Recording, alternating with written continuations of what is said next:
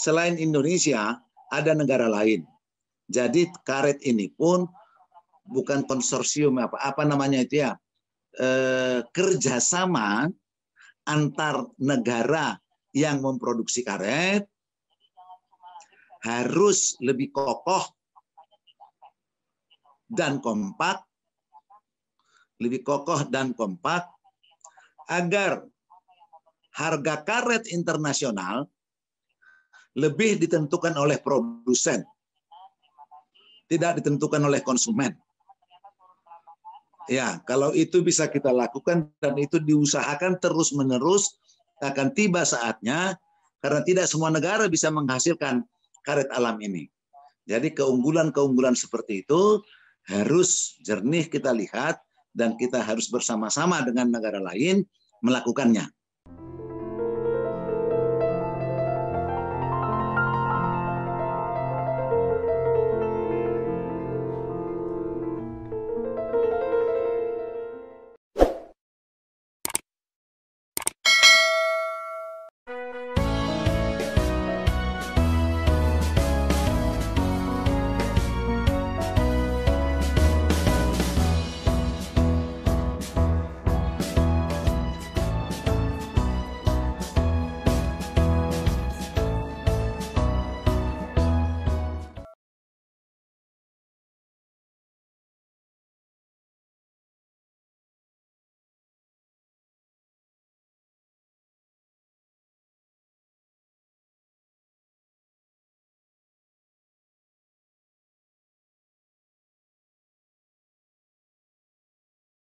Ya, Assalamualaikum warahmatullahi wabarakatuh.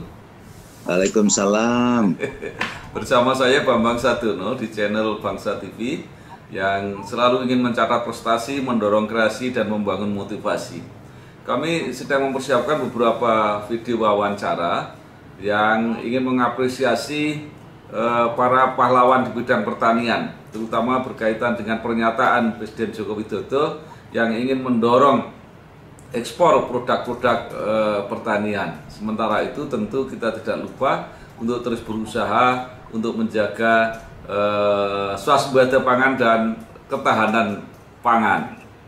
Karena itu saya sekarang sudah bersama dengan politisi senior, anggota DPR RI Komisi 4 yang membidangi pertanian, yaitu Bapak Insinyur Mindu Sianipar. Apa kabar, Pak? Sehat-sehat, alhamdulillah. Iya, ini kan luar biasa di tengah suasana pandemi, tiba-tiba ada kabar bahwa ekspor pertanian kita meningkat. Jadi kalau selama ini kita konsentrasi kepada swasembada dan ketahanan pangan, nah sekarang kita mulai melihat potensi pertanian untuk komoditi ekspor. Jadi sebenarnya apa saja, Pak, yang produk pertanian yang diekspor? Saya kira produk pertanian yang diekspor itu masih berbasis sawit, karet, kakao, kopi. Yang paling besar diantaranya adalah sawit. Ya. Kalau sawit itu kemana, Pak, ya? Katanya ada masalah ya kalau ke Eropa. Saya kira memang ada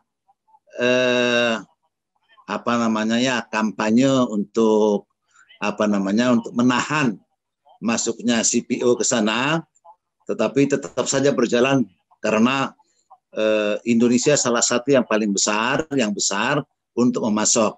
CPO itu memang dibutuhkan di sana. Apalagi sebenarnya khusus tentang CPO ini, kita juga sudah punya kemampuan di dalam negeri untuk menggunakannya di luar pangan, di luar untuk pangan. Karena di beberapa negara juga di luar, CPO kita itu tidak sepenuhnya untuk pangan, juga untuk energi. Nah, kita memang harus mendorong riset dan aplikasi pemanfaatan sawit untuk energi. Nah, dengan pemanfaatan sawit untuk energi itu, kita bisa mengurangi importasi energi fosil Ya, karena tergantikan dengan energi berbasis nabati yang berkelanjutan. Saya kira itu juga keinginannya dari Presiden Jokowi.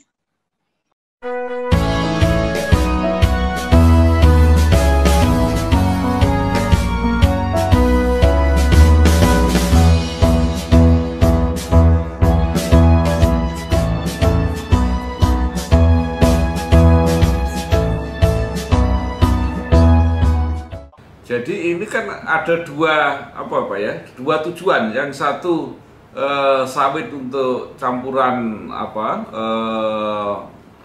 bahan bakar di dalam negeri, tetapi juga didorong untuk ekspor. Jadi mana yang prioritas, Pak? Saya kira itu memang bisa dilihat dari neraca ekspor dan impor kita, ya. Tidak bisa lepaskan neraca dan ekspor kita. Jika kita membutuhkan lebih banyak devisa, kan begitu. Ekspor CPO menghasilkan devisa, tetapi juga harus dilihat neraca, ya, neraca finansialnya yang kita ekspor dengan yang kita impor sebagai bahan bakar energi juga. Kita juga mengimpor sangat besar untuk energi. Kita sudah negara net importer untuk energi.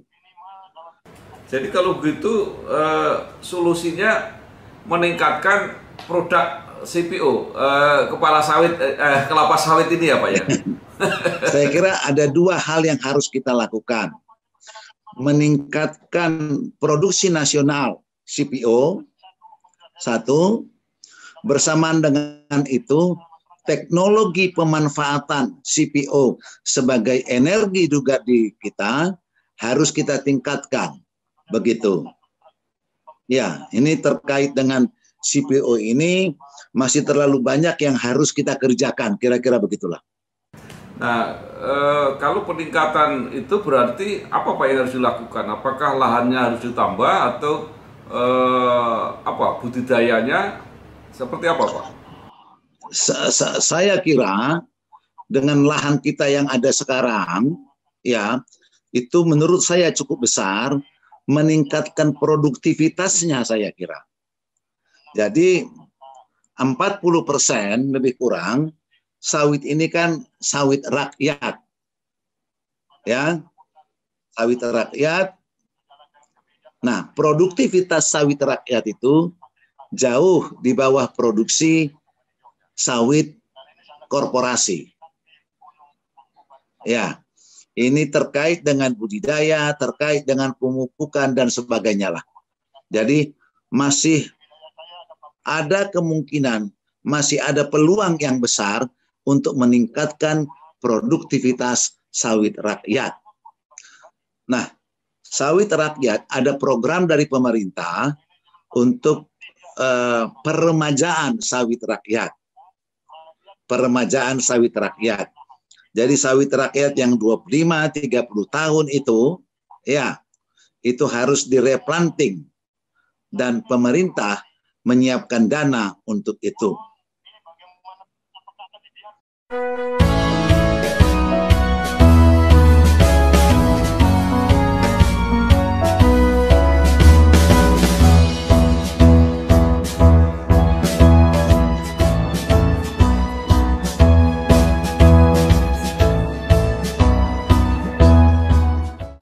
Nah, sekarang yang dihadapi oleh sawit rakyat ini apa Pak? Apakah benih, apakah pupuk, atau cara memelihara, atau seperti apa? Paling tidak, ya, paling tidak memang soal pupuk lagi ada kesulitan saat ini. Ya, kesulitan. Daya beli mereka menurun. Yang kedua, memang sudah banyak yang tua sawitnya. Kalau sawit sudah tua, mau tidak mau memang turun produksinya. Problem menjadi ada sewaktu diperkenalkan, waktu berjalan peremajaan sawit rakyat dari pemerintah ini, harga sawit lagi bagus. masyarakat yang sudah menyiapkan dirinya untuk replanting berhenti, belum mau melanjutkan program ini karena mumpung harga bagus, ya toh, ya ini problem juga ini sekarang saat ini. Nah, selanjutnya mereka berpikir dari sisi petani loh ini ya, kalau dipotong untuk 3 bulan, untuk 3 tahun, 4 tahun berikutnya itu pendapatan saya dari mana? Ya, lagi harga-harga bagusnya harus saya potong, ya sementara enggak dululah, kira-kira kan begitu. Jadi perjalanan peremajaan sawit rakyat ini tidak mulus, ya, tidak mulus. Ini memang harus dicari terobosan-terobosan selama 3 tahun sebelum dia berproduksi, harus dicari jalan keluar untuk petani mendapatkan sesuatu. Salah satu memang yang terfikirkan, ya, salah satu yang terfikirkan, kalau misalnya setiap tahun, ya, bisa minimum 700.000 sampai 800.000 saja katakan, peremajaan sawit rakyat bisa seperti itu, hektar. Tetapi ada jalan keluar, ada pendapatan rakyat selama 3-4 tahun sebelum sawitnya berbuah kembali. Ya, misalnya pemerintah memanfaatkan lahannya yang sudah kosong tadi, menanam jagung, menanam kedelai, ya, atau menanam padi gogo. Nah, kalau ini disinergikan programnya, maka ini akan mengurangi beban food estate yang sedang dikerjakan.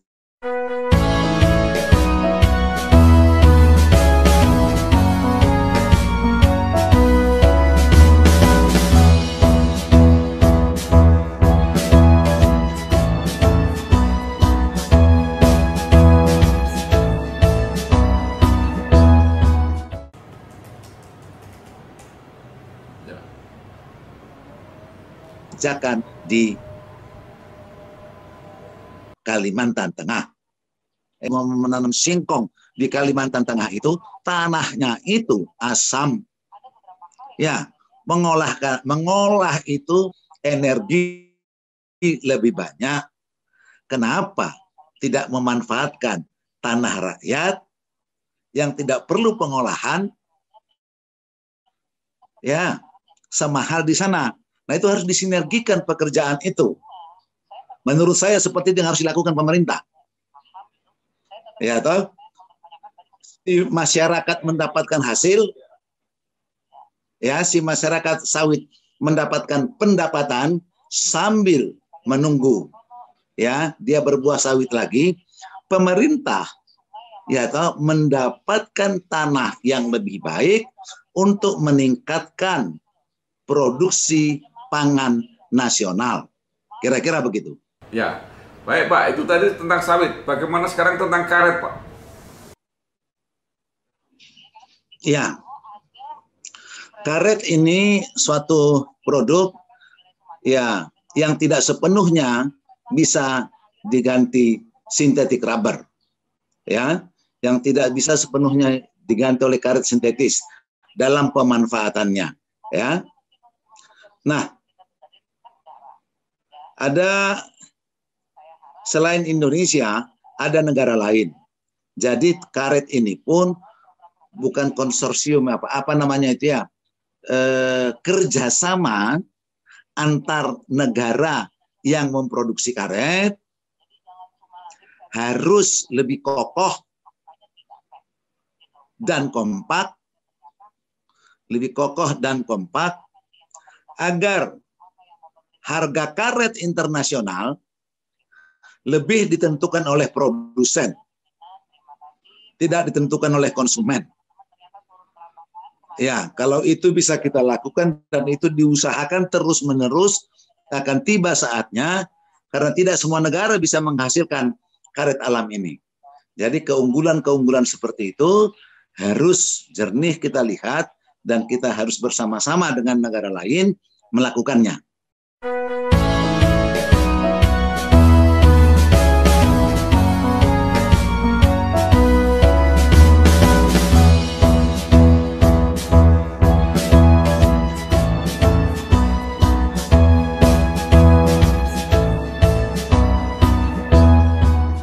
Ya, kalau tidak salah kan itu yang besar Malaysia, Pak. Betul. Ya, kita harus bersama-sama. Ya, Malaysia besar, ya, tapi bukan Malaysia yang paling besar. Kita masih lebih banyak sebenarnya. Cuman mereka lebih bisa mengakses pasar selama ini. Ya, artinya begitu. Kan dengan tetangga sendiri mungkin negosiasinya lebih mudah. Iya, jadi dalam hal negosiasi ini mestinya kerjasama antara Kementerian Pertanian, Kementerian Perdagangan, bahkan mungkin Direktorat Jenderal tertentu di Kementerian Luar Negeri, kan begitu. Jadi memang harus ada, ya kalau ada Satgas COVID gitu ya, kan karena keadaan yang sangat memaksakan begitu ya. Ya harus ada apa namanya ya, fokus grup lah katakannya, fokus grup per komoditi yang harus kita kerjakan secara lebih intens, menurut saya seperti itu. Baik, nah sekarang kalau soal kakao, Pak. Kakao kita ini salah satu kita mungkin hanya nomor 4 kali di dunia ya. Ya, kita punya program sudah hampir 3 periode pembangunan, itu membuat gerakan nasional tentang rehabilitasi kakao.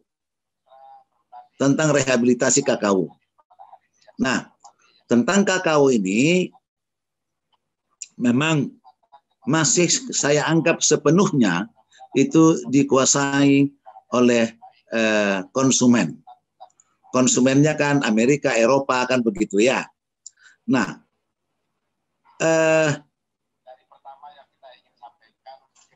di tingkat masyarakat ya ada pembeli dari negara tertentu, perusahaan tertentu yang mengharapkan kakaonya itu sudah diproses, difermentasi, ya toh?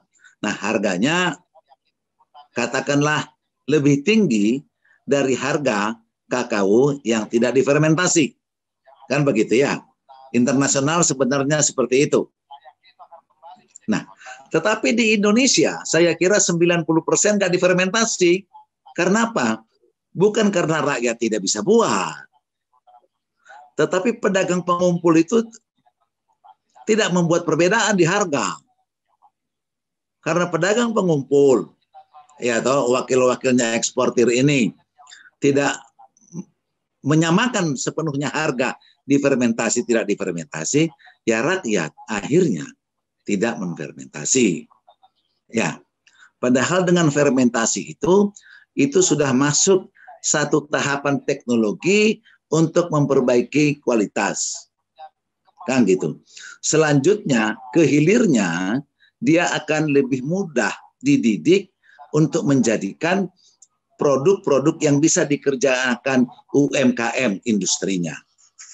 Nah, kalau kita tidak punya industri UMKM yang bisa mengabsorb kakao menjadi produk-produk langsung dikonsumsi, maka sepenuhnya tergantung harga bijinya saja, harga bahan mentahnya.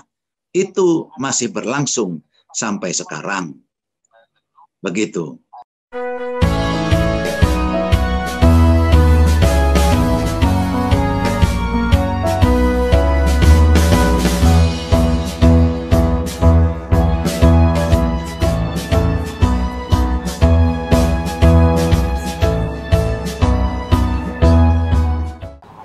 baik Pak.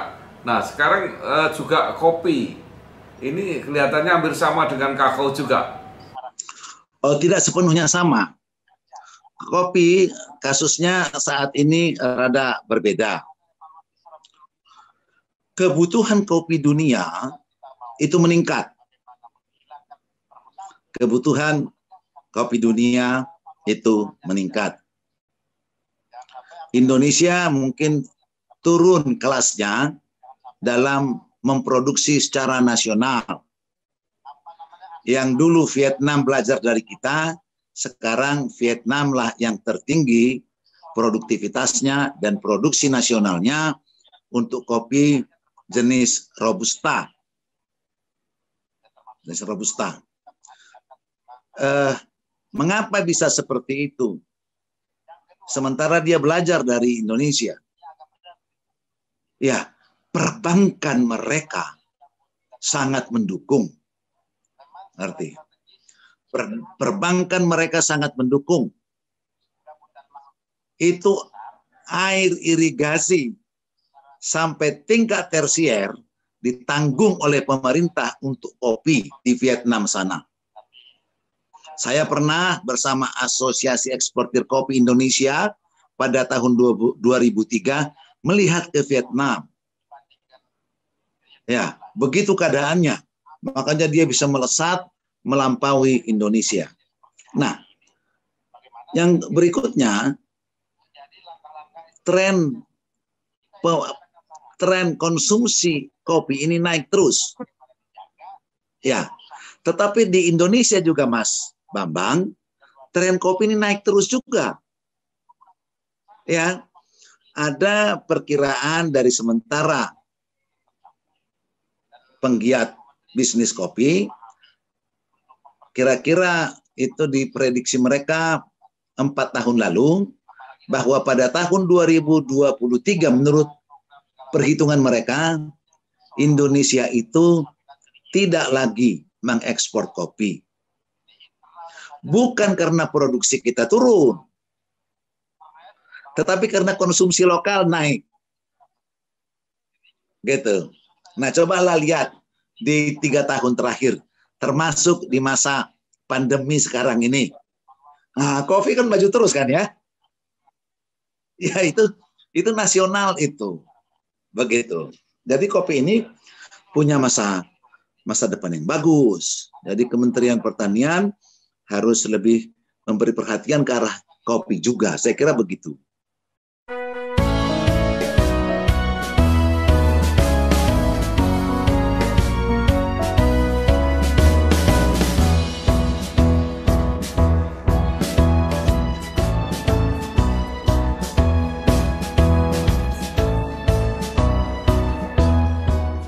Ya.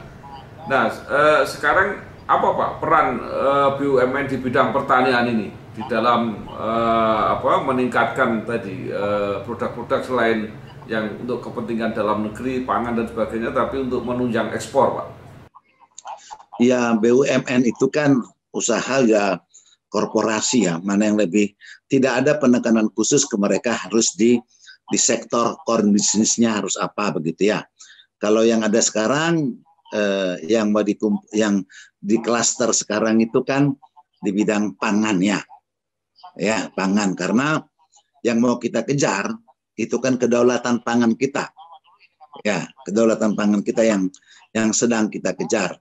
Jadi mereka diminta konsentrasi untuk itu, apakah itu Pertani, Sanghyang Sri, RNI dan sebagainya, itu konsentrasi di bidang pangan. Untuk pangan pun, ya kita memang harus lagi-lagi harus meningkatkan kemampuan kita di bidang pangan. Sumber-sumber pangan kita ada, tetapi pengolahannya masih diserahkan kepada rakyat penuh. Ya, kita menyebutkan mengarahkan diversifikasi pangan di luar beras. Tetapi belum ada gerakan nasional untuk diversifikasi pangan. Ya, misalnya kalau diajukan oleh kepala daerah atau kepala negara ya toh, Senin Tiwul misalnya, ya toh. Jadi di mana-mana hari Senin pagi itu makannya tiwul gitu kan ya. Tapi sudah penuh nutrisi, jadi harus jadi gerakan nasional. Jadi harus ada gerakan nasional untuk diversifikasi pangan ini. Tidak bisa diharapkan itu berjalan sendiri begitu oleh komunitas-komunitas masyarakat. Kita masih harus dipimpin oleh pemerintah dalam hal ini. Begitu. Ya, Pak, kembali ke tadi yang sawit, karet dan sebagainya. Itu kan ada PTP kalau nggak salah, Pak. Loh, itu kalau PTP itu bekerja untuk sawit, bekerja mereka. Nah, bekerja mereka untuk itu sawit ya. Tidak mendapat injeksi lagi dari pemerintah untuk itu, tidak. Kan begitu. Tapi sawit rakyat ini perlu ditolong. Sawit rakyat ini perlu ditolong, Mas. Sama dengan tebu rakyat ini. Ya toh? Contoh misalnya begini ya. Ya.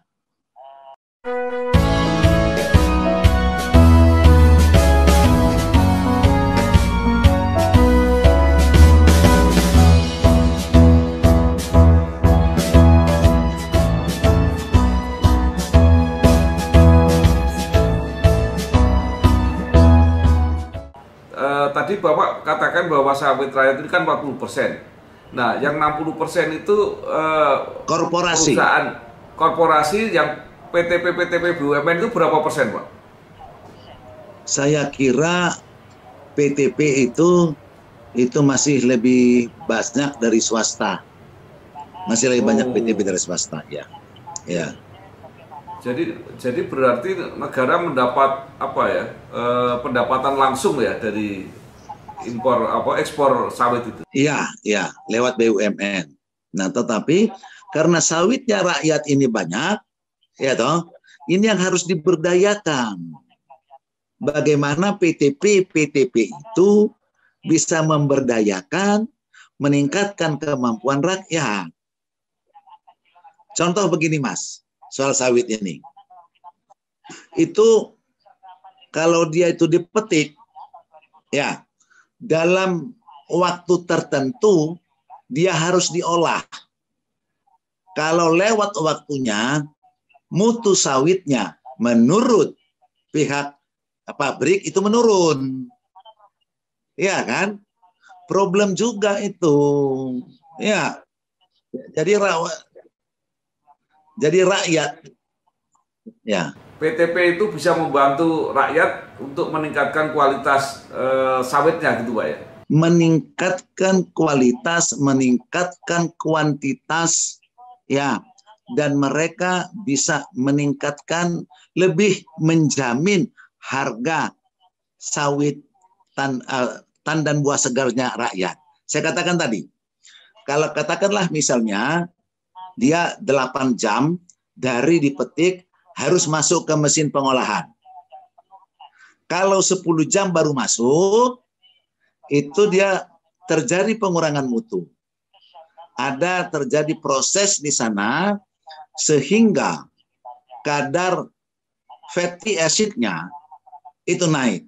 Kalau kadar fatty acid-nya naik, maka pembelinya apakah itu swasta, apakah itu PTP, pasti potong harga. Ngerti? Nah, bayangkan kalau sampai berlomba-lomba truk ini untuk masuk ke satu gang. Ya, toh? Masuk ke satu gang. Terbatas gangnya ini kan begitu ya. Atau dibuat jadi terbatas. Ya kan harus berat dia berjuang itu. Siapa yang harus lebih didahulukan, kan begitu ya. Kalau dia terlambat harga turun, kan begitu.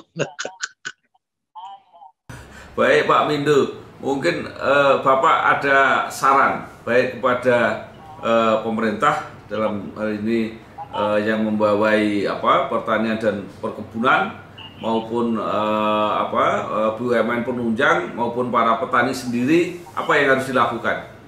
Ya, Saya mau konsentrasi dengan program pemerintah peremajaan sawit rakyat.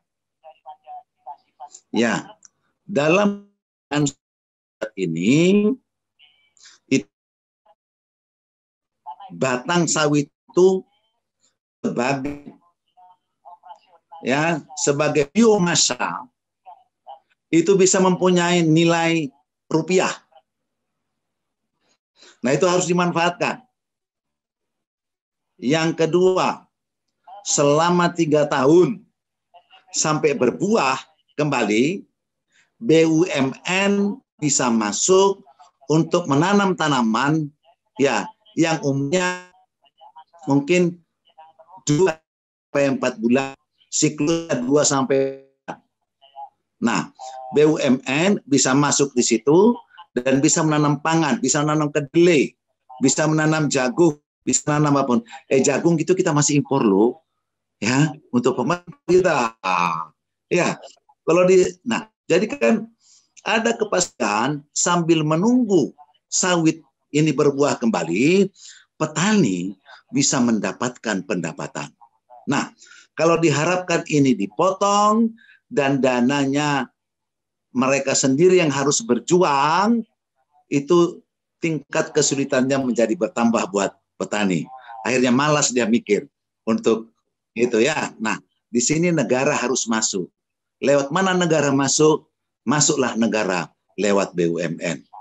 Jadi dengan cara seperti itu, sawitnya kita tingkatkan karena ada peremajaan sawit rakyat, pangan kita tingkatkan produksinya secara nasional karena ditanam untuk jagung, kedelai dan sebagainya itu, di mana pendanaannya dikerjakan semua, manajemennya dikerjakan semua secara korporasi, ya toh, oleh Sang Hyang Serika, pokoknya BUMN inilah atau Pertanika atau RNIK, ya, sehingga pemilik-pemilik sawit itu bisa membentuk koperasi dan koperasinya itu bisa dikelola secara korporasi. Kira-kira gitu Mas Bambang.